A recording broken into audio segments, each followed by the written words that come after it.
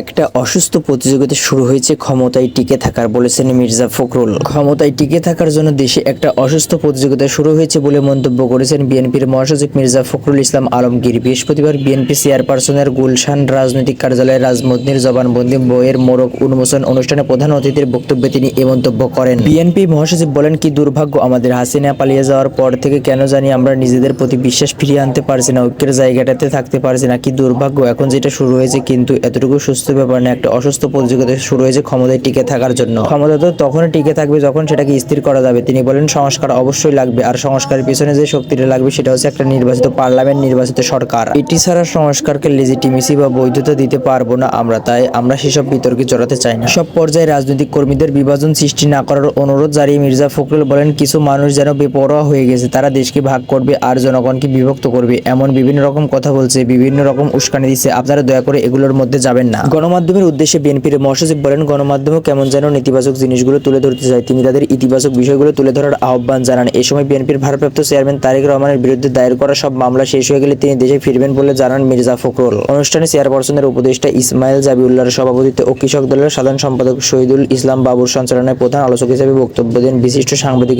Shafiq Rahman.